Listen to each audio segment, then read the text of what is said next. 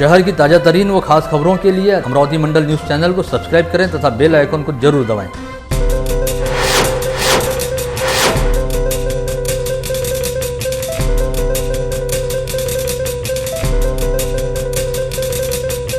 नमस्कार, दैनिक अमरावती मंडल के मंडल news bulletin में आप सभी का स्वागत है। आइए पेश करते हैं आज की कुछ खास खबरें। विगत दिनों कांग्रेस अध्यक्ष पद को लेकर चल रही उहापोह के बीच जिला पालक मंत्री यशोमती ठाकुर ने ट्वीट करते हुए कहा था कि गांधी इस देश के डीएनए में है। वहीं इस ट्वीट का जवाब देते हुए जिले के पूर्व पालक मंत्री व राज्य के पूर्व कृषि मंत्री डॉक्टर अनिल बोंडे ने रीट्वीट करते हुए कहा था कि इस देश के डीएनए में गांधी नहीं बल्कि भगवान श्री कृष्ण, भगवान राम, महाराणा प्रताप और छत्रपति शिवाजी महाराज एवं डॉक्टर BR अम्बेडकर हैं। इस मामले को लेकर अपनी प्रतिक्रिया देते हुए जिला पालक मंत्री यशोमती ठाकुर ने कहा कि जो लोग अपने राजनीतिक स्वार्थ के लिए लगातार दल बदलते आए हैं वे हमें डीएनए को लेकर कोई सीख न दें, क्योंकि ऐसे लोगों का डीएनए भी दल बदलू है। पूर्व कृषि मंत्री डॉक्टर अनिल बोंडे द्वारा किए गए ट्वीट को लेकर जब दैनिक अमरावती मंडल ने पालक मंत्री यशोमती ठाकुर से उनकी प्रतिक्रिया जाननी चाहिए तो उन्होंने कहा कि डॉक्टर अनिल बोंडे कभी शिवसेना में थे और फिर उन्होंने कांग्रेस के भरोसे चुनाव जीता, साथ ही अब वे भाजपा में। डॉक्टर अनिल बोंडे को खुद उनके निर्वाचन क्षेत्र की जनता नकार चुकी है, अतः वे हमारे डीएनए के बारे में बात नहीं करें तो ज़्यादा बेहतर रहेगा। केंद्रीय शिक्षा मंत्रालय द्वारा कक्षा 12वीं के नतीजे घोषित होने के बाद अभियांत्रिकी व मेडिकल पाठ्यक्रमों में प्रवेश हेतु पात्रता परीक्षा लिए जाने को लेकर एनईटी व जेईई की परीक्षाओं को हरी झंडी दिखा दी गई है। ऐसे में अब अमरावती में आगामी 1 से 6 सितंबर तक 2 शिफ्टों में 3 सेंटरों पर जेईई की ऑनलाइन परीक्षा होगी। वहीं आगामी 13 सितंबर को 21 सेंटरों पर नीट की ऑफलाइन परीक्षा ली जाएगी। प्रतिवर्ष नीट की ऑफलाइन परीक्षा में एक कमरे में 24 विद्यार्थियों के बैठने की व्यवस्था होती है, लेकिन इस बार कोरोना संक्रमण के खतरे और सोशल डिस्टेंसिंग के नियमों को देखते हुए हर एक कमरे में 12 परीक्षार्थियों को ही बैठाया जाएगा। नीट परीक्षा हेतु 21 में से 16 सेंटर तय कर लिए गए हैं और सभी सेंटरों पर परीक्षाओं के संचालन की जिम्मेदारी स्कूल ऑफ स्कॉलर्स के प्राचार्य सुरेश लखड़े पर सौंपी गई है, जिनकी देखरेख में सभी सेंटरों को चिन्हांकित करने के साथ ही वहां पर आवश्यक तैयारियां करने का काम चल रहा है। बता दें कि नीट और जेईई की परीक्षा लेने हेतु सुप्रीम कोर्ट द्वारा जारी किए गए दिशा निर्देश के चलते जहां केंद्र सरकार इन परीक्षाओं को लिए जाने के संदर्भ में बेहद अनुकूल है, वहीं देश की प्रमुख विपक्षी पार्टी कांग्रेस सहित कई राज्यों की सरकारें नीट और जेईई की परीक्षाएं लिए जाने के खिलाफ मानसिकता में हैं। इस मामले को लेकर कांग्रेस की अंतरिम अध्यक्ष सोनिया गांधी ने 7 राज्यों के मुख्यमंत्रियों से एक ऑनलाइन बैठक में चर्चा की, जिसमें पश्चिम बंगाल के मुख्यमंत्री ममता बनर्जी का कहना रहा कि जेईई और नीट की परीक्षा रद्द करवाने को लेकर सुप्रीम कोर्ट में जाना चाहिए। इस ऑनलाइन बैठक में महाराष्ट्र के मुख्यमंत्री उद्धव ठाकरे ने भी हिस्सा लिया। इस समय अमरावती शहर के निजी व सरकारी कोविड अस्पतालों में कोरोना संक्रमित मरीजों के लिए रोजाना करीब 1000 ऑक्सीजन सिलेंडरों की खपत हो रही है और रोजाना बढ़ रही संक्रमितों की संख्या की वजह से सिलेंडरों की मांग भी बढ़ रही है। ऐसे में अब ऑक्सीजन सिलेंडरों की आपूर्ति का समीकरण गड़बड़ा गया है, जिसकी वजह से बुधवार 26 अगस्त को शहर के कई निजी कोविड अस्पतालों में ऑक्सीजन सिलेंडरों की जबरदस्त किल्लत देखेगी। यह समस्या समझ में आते ही जिलाधीश कार्यालय द्वारा इस विषय को लेकर अमरावती में ऑक्सीजन सिलेंडरों की आपूर्ति करने वाले श्री वल्लभ गैस एजेंसी के संचालक हिमांशु वेद के साथ चर्चा की गई। इस चर्चा के दौरान हिमांशु वेद ने जिला प्रशासन को बताया कि अकस्मात ही कोरोना संक्रमित मरीजों की संख्या मांग बढ़ जाने की वजह से ऑक्सीजन सिलेंडरों की आपूर्ति का समीकरण गड़बड़ा गया है, लेकिन आगामी 2 से 3 दिनों के भीतर मांग के अनुरूप ऑक्सीजन सिलेंडरों की आपूर्ति सुचारू हो जाएगी। महाराष्ट्र के प्रमुख पर्वों में से एक ज्येष्ठा गौरी पूजन को अमरावती शहर से जिले में बुधवार 26 अगस्त को बड़े हर्षोल्लास और धूमधाम के साथ मनाया गया। जिन परिवारों में ज्येष्ठा गौरी की स्थापना व प्राण प्रतिष्ठा की गई वहां काफ़ी चहल पहल व उल्लास का माहौल रहा और बुधवार की शाम पूरे विधि विधान के साथ गौराई महालक्ष्मी का पूजन किया गया। इस समय सोशल डिस्टेंसिंग के नियमों का पालन करते हुए सभी परिचितों के बीच महालक्ष्मी के प्रसाद का वितरण किया गया। जिले में 15,000 से अधिक हेक्टेयर क्षेत्र में विषाणुजन्य रोगों की वजह से मूंग व उड़द की फसलें बर्बाद हुई है, जिसके चलते सर्वाधिक नुकसान अंजनगांव व दरियापुर तहसील क्षेत्रों में हुआ है। ऐसे में जिलाधीश शैलेश नवाल ने इन दोनों तहसीलों में नुकसान का सर्वेक्षण व पंचनामा करने का आदेश जारी किया है। भाजपा प्रदेश कार्यकारिणी सदस्य दिनेश सूर्यवंशी ने केंद्रीय मंत्री नितिन गडकरी को एक पत्र लिखकर कहा है कि इस समय केंद्र सरकार द्वारा किसानों की उपज व उत्पादनों को सही समय पर देश के विभिन्न हिस्सों में स्थित बाजारों तक पहुंचाने हेतु भारतीय रेल के सहयोग से किसान रेल चलाई जा रही है। इस व्यवस्था के तहत विदर्भ क्षेत्र से भी किसान रेल सेवा चलाई जानी चाहिए, क्योंकि पश्चिम विदर्भ के 5 जिलों में बड़े पैमाने पर साग सब्जियां, फलों व अनाज का उत्पादन होता है। इस पत्र को लेकर केंद्रीय मंत्री नितिन गडकरी द्वारा बेहद सकारात्मक भूमिका अपनाते हुए रेल मंत्रालय को पत्र लिखकर विदर्भ क्षेत्र से किसान रेल चलाए जाने का निवेदन किया गया है।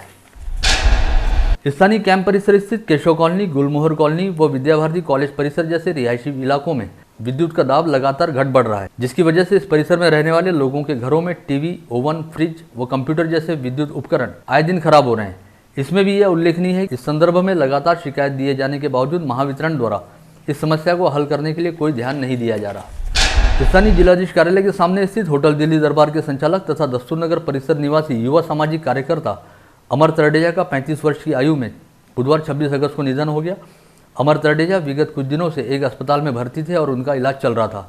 युवा स्वाभिमान पार्टी के कट्टर व समर्पित कार्यकर्ता अमर तरडेजा को सांसद नवनीत राणा व विधायक रवि राणा के बेहद नजदीकी लोगों में से एक माना जाता था। उनके अकस्मात निधन से युवा स्वाभिमान पार्टी कार्यकर्ताओं सहित शहर में सर्वत्र शोक की लहर व्याप्त है। साथ ही उनके निधन की खबर पता चलते ही विधायक रवि राणा तुरंत ही मुंबई से अमरावती के लिए रवाना हुए हैं। स्थानीय मसानगंज परिसर स्थित गुप्ता परिवार के निवास स्थान पर प्रतिवर्ष बड़े विधि विधान के साथ गणेशोत्सव पर्व के दौरान गणेश प्रतिमा स्थापित करने के साथ ही आकर्षक झांकी बनाई जाती है। इसके तहत इस वर्ष गुप्ता परिवार के निवास पर बप्पा के दरबार में कोविड अस्पताल की झांकी साकार की गई है। इस झांकी को साकार करने हेतु गुप्ता परिवार के रविंद्र राजेंद्र गुप्ता व खुशी राजेंद्र गुप्ता ने विशेष प्रयास किए और लगातार 2 दिनों की मेहनत के बाद यहाँ पर कोविड अस्पताल की झांकी साकार की गई है। यह झांकी समूचे मसानगंज परिसर में चर्चा का विषय बनी हुई है। विगत सप्ताह लगातार बारिश जारी रहने के चलते इन दिनों वडाली तालाब ओवरफ्लो होकर बहने लगा है। तालाब का जलस्तर लगभग 50 फीट तक पहुंच चुका है। ऐसी स्थिति में परिसर में रहने वाले छोटे छोटे बच्चे इस तालाब में छलांग लगाकर तैरते हुए दिखाई दे रहे हैं, लेकिन सुरक्षा की दृष्टि से यहाँ पर कोई व्यवस्था नहीं है और यहाँ रोक टोक करने वाला भी कोई नहीं है, जिससे यहाँ पर कभी भी किसी बड़ी दुर्घटना की संभावना से इनकार नहीं किया जा सकता। इस तालाब में इससे पहले भी ऐसी कई घटनाएं उजागर हो चुकी हैं। ऐसे में परिसर वासियों द्वारा यहाँ पर सुरक्षा के इंतजाम करने की मांग की जा रही है। कोरोना संक्रमण के डर की वजह से 3-4 माह तक स्तब्ध और सन्नाटे में रहने वाली अंबा नगरी अमरावती अब एक बार फिर चैतन्यमय हो गई है। इन दिनों पर्व व त्योहारों की खरीदारी के लिए हर ओर लोगों की भारी भीड़भाड़ उमड़ने लगी है, जिन्हें लुभाने के लिए शहर के सभी बाजार पहले की तरह सजने लगे हैं। इसमें भी यह विशेष उल्लेखनीय है कि कोरोना के भय की वजह से 3-4 माह तक खुद को पूरी तरह से अपने घरों में ही सीमित कर लेने वाली महिलाएं इन दिनों बड़े उत्साह के साथ सज धज कर त्योहार बाहर की खरीदारी के लिए अपने घरों से निकलकर बाहर आ रही हैं। ऐसे में कहा जा सकता है कि यद्यपि इस समय कोरोना बीमारी का खतरा बना हुआ है, लेकिन अमरावती वासियों ने इस बीमारी के डर पर जीत हासिल कर ली है। बीती रात यहाँ के सुपर स्पेशलिटी हॉस्पिटल के कोविड अस्पताल में 10-15 लोगों के समूह ने जमकर उत्पात मचाया और यहाँ के 2 वार्ड बॉय के साथ मारपीट करते हुए कोविड हॉस्पिटल के कंट्रोल रूम में जबरदस्त तोड़फोड़ की। पता चला है कि इन लोगों के किसी कोरोना संक्रमित रिश्तेदार की कोविड अस्पताल में इलाज के दौरान बीती रात मौत हो गई थी। यह पता चलने पर ये सभी लोग मंगलवार की रात अपने रिश्तेदार का शव लेने कोविड अस्पताल पहुंचे और ड्यूटी पर तैनात वार्ड बॉय ने जब उन्हें शव देने से इनकार किया तो उन्होंने वार्ड बॉय के साथ मारपीट करने के साथ ही यहां पर जमकर हंगामा मचाया। इन लोगों ने कोविड अस्पताल के कार्यालय में लगे कांच और कंप्यूटर की तोड़फोड़ की। सनसनीखेज घटना के चलते स्वास्थ्य महकमे में जबरदस्त हड़कंप व्याप्त है। साथ ही घटना की शिकायत गाड़गेनगर पुलिस थाने में दी गई है। पुलिस ने 10-15 अज्ञात लोगों के खिलाफ अपराध दर्ज करने के साथ ही अस्पताल परिसर में लगे CCTV कैमरे के फुटेज को खंगालना शुरू किया है। अमरावती जिले में कोरोना संक्रमित मरीजों का इलाज करने हेतु सरकारी व निजी कोविड अस्पतालों में कुल 972 बेड की व्यवस्था की गई है, जिसमें से इस समय 501 बेड पर मरीज भर्ती हैं और 443 बेड खाली पड़े हैं। वहीं जिले में अलग अलग स्थानों पर खोले गए कोविड केयर सेंटरों के 470 बेड में से 359 बेड खाली पड़े हैं और मात्र 111 बेड पर ही कोरोना संक्रमित मरीज भर्ती हैं। ऐसे में कहा जा सकता है कि जिले में कोरोना संक्रमित मरीजों के इलाज हेतु पर्याप्त व्यवस्था उपलब्ध है और यद्यपि कोरोना संक्रमण की रफ्तार काफ़ी तेज़ी से बढ़ रही है और कुल संक्रमितों का आंकड़ा 5000 के आसपास पहुंच रहा है, लेकिन उसी तेज़ी के साथ कोरोना संक्रमित मरीज ठीक होकर अपने घर लौट रहे हैं।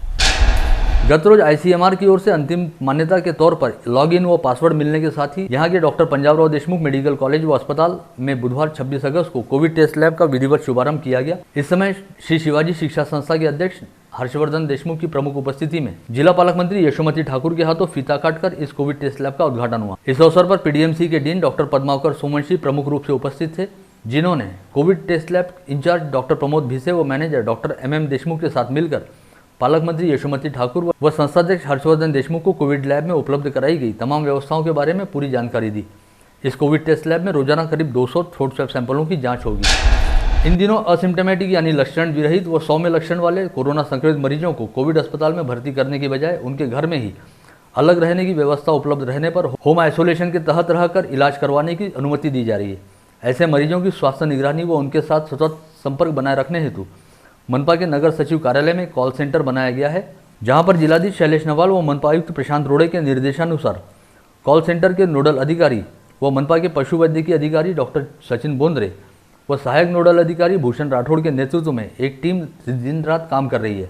इस टीम द्वारा शहर के विभिन्न कोविड अस्पतालों से असिम्प्टोमेटिक मरीजों की जानकारी प्राप्त करने के साथ ही होम आइसोलेट किए गए मरीजों की स्वास्थ्य निगरानी को लेकर सतत काम किया जा रहा है और हर एक मरीज की जानकारी को रोजाना अपडेट किया जा रहा है। जिले में बुधवार 26 अगस्त को 102 लोगों की कोरोना टेस्ट रिपोर्ट पॉजिटिव आई है। इसके साथ ही यहां पर कोरोना संक्रमितों की कुल संख्या बढ़कर 4,902 पर जा पहुंची है। हालांकि इसमें से अब तक 3,504 मरीजों को डिस्चार्ज मिल चुका है और इस समय 1,286 मरीजों का एक्टिव पॉजिटिव के तौर पर अस्पतालों में इलाज जारी है। वहीं अब तक 112 कोरोना संक्रमित मरीजों की मौत हो चुकी है। जिला सामान्य अस्पताल द्वारा दी गई जानकारी के मुताबिक बुधवार को संत गाड़गे बाबा अमरावती विश्वविद्यालय की रिपोर्ट में 73, नागपुर की निजी कोविड टेस्ट लैब की रिपोर्ट में 9, विलासनगर सेंटर की रिपोर्ट में 10, दशहरा मैदान सेंटर की रिपोर्ट में 4 तथा निजी रैपिड एंटीजन टेस्ट सेंटर की रिपोर्ट में 6 लोग कोरोना संक्रमित पाए गए हैं। वडगांव पुलिस थाना क्षेत्र के चांदूर बाजार टी पॉइंट स्थित पीपी देशमुख नामक व्यक्ति की देशी शराब दुकान में बीती रात लगातार दूसरी बार चोरी हुई। चोरों ने इस देशी शराब दुकान के मुख्य दरवाजे का ताला तोड़कर यहां से करीब 1,25,000 रुपये कीमत की 60 पेटी शराब चुरा ली। इस शराब की दुकान में इससे पहले भी लॉकडाउन के दौरान 58 पेटी शराब चुराई गई थी। उस समय 3 आरोपियों को गिरफ्तार किया गया था। ताजा घटना में पुलिस मामले की जांच कर रही है। अपने आप को अमेरिका में कार्यरत एक साइंटिस्ट बताकर तेलंगाना राज्य के हैदराबाद निवासी आरोपी शेख शुभान शेख शरीफ उर्फ शहनशाह शेख शरीफ ने अमरावती की एक युवती को अपने प्यार के जाल में फंसाकर उसके साथ कई दिनों तक शारीरिक शोषण किया। यह घटना आज गाड़गेनगर पुलिस थाना क्षेत्र में उजागर हुई। युवती की शिकायत पर पुलिस ने हैदराबाद के उस आरोपी को गिरफ्तार कर लिया है। खबर सामने आई है कि इस व्यक्ति ने देश की कई तलाकशुदा महिलाओं को भी इसी तरह अपने जाल में फंसाया है। अदालत ने आरोपी को 29 अगस्त तक पुलिस कस्टडी में रखने के आदेश दिए हैं। इस बारे में अधिक जानकारी देते हुए गाड़गेनगर पुलिस स्टेशन के थानेदार मनीष ठाकरे ने बताया है कि 10 से लेकर 2016 तक ये जो अभियुक्त है ये अपने कैलिफोर्निया में रहता था, ऐसा वो बता रहा, और प्रोजेक्ट इंजीनियर था। और जो अभी इसका मोडस ऑपरेंडी ये था कि ये जीवनसाथी.com पर जाके जो पीड़ित है, जिनके पास में बच्चे हैं, बेवा है या फिर जिनकी शादी होने की है या उम्र हो गई है, इनके साथ में संपर्क में आके उनसे अपना परिचय बढ़ाता था और उनको फंसाता था। ये तपास में अपने को और मालूम हुआ कि तमिलनाडु, मैंगलोर, कलकत्ता, हैदराबाद, अभी तक तो इतने मालूम हुआ है, और अलीगढ़, ये जो लड़कियां हैं वहाँ से इसने उनके साथ में चीटिंग की है। केंद्र सरकार द्वारा ई पास को बंद करने के आदेश दिए जाने के बावजूद भी महाराष्ट्र में अंतर जिला यात्रा हेतु ई पास की व्यवस्था खत्म नहीं हो रही और इस जरिए पुलिस द्वारा अवैध तरीके से लोगों से धन उगाही की जा रही है। इस आशय का आरोप भाजपा की जिलाध्यक्ष निवेदिता चौधरी ने लगाया है। साथ ही उन्होंने मांग की है कि महाराष्ट्र में जल्द से जल्द ई पास को बंद किया जाना चाहिए। समूचे शहर में साफ सफाई एवं स्वास्थ्य सुविधाएं देने की जिम्मेदारी रहने वाले मनपा मुख्यालय के ठीक बगल में स्थित शिवाजी मार्केट की गली में इन दिनों चहुं ओर गंदगी व दुर्गंध का साम्राज्य है, लेकिन इसकी ओर मनपा अधिकारियों व पदाधिकारियों का बिल्कुल भी ध्यान नहीं है। ऐसे में यहाँ से गुजरने वाले लोगों को भारी परेशानियों का सामना तो करना ही पड़ रहा है। साथ ही इस परिसर में व्यवसाय करने वाले दुकानदारों के संक्रामक बीमारियों से ग्रस्त होने की पूरी संभावना है। इसी के साथ आज का बुलेटिन यहीं समाप्त होता है। कल दोबारा आप सभी से मुलाकात होगी ऐसे ही कुछ खास खबरों को लेकर। तब तक के लिए नमस्कार।